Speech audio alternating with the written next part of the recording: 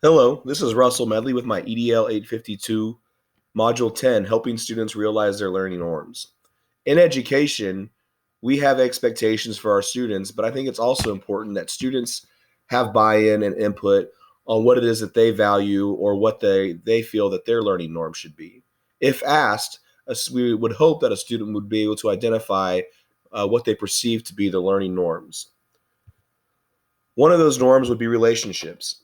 As an administrator, I would want to encourage teachers to create classroom norms, incorporating their students' ideas on how they will interact with each other early in the year. When those are established, we would want to have those posted around the different classrooms or the school as well. You could also take this a step further and make it part of a school pledge. As an administrator, I would also want to take time to get to know students and make efforts to get to know them outside of the classroom. As a leader, I would also want to model how to respectfully interact with others. Relevance is another learning norm. I would want to encourage teachers to communicate the objectives of their different lessons so that students know what they are expected to learn and why.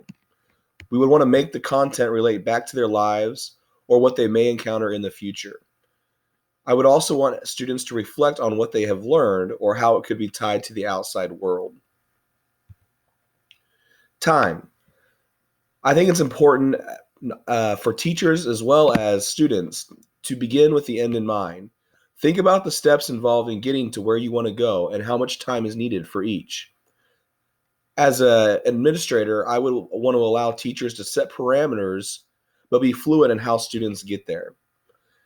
As an administrator, I would also allow for flexibility in the schedule so that it does not interrupt learning. Sometimes certain ideas or certain lessons take more time, and we don't want to be it where we just block off a certain amount of time, and then once we hit that deadline, we just move on. If learning is happening or could continue to happen, we want to allow for more time. Also, as an administrator, I would look at the bell schedule and look to rearrange class periods to have sufficient time for learning. So looking at quality over quantity. And I think it's also important with students' time is not to add busy work to students' already busy schedules. We want to give them the meat and potatoes. We don't want to add anything extra that's not relevant. Timing is also important. In doing this, we would allow for differentiated instruction. I think it would be important for counselors to work with students early in their careers to create a course map on where they want to go. Also, some students might be ready later in their high school career to seek post-secondary opportunities, such as earning college credits, vocational, or work study. Play is also important. With what they're learning, students could do something with project-based learning, so taking the ideas that they've learned and kind of do more hands-on activities.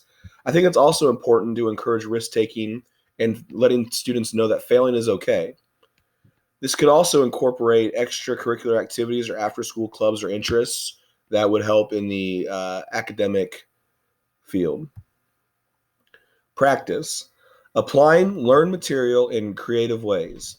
Designing lessons where one skill builds off another. And prioritizing time effectively to ensure learning. I really like this FAIL acronym where it says first attempt in learning.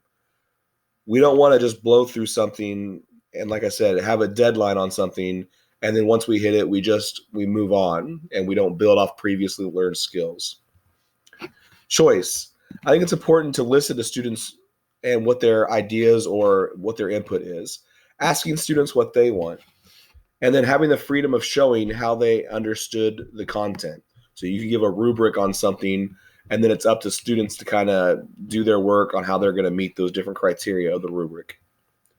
Authenticity, connecting what is being done in schools and what is also being done in the real world. Students also are able to share their work with the community.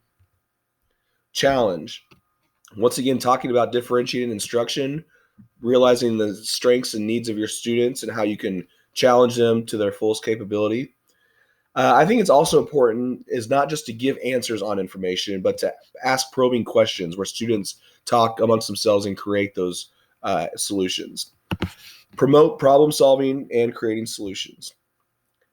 Application. So this goes again with project-based learning, taking what we have learned and connecting it to the real world, and then using your community for different job shadowing opportunities.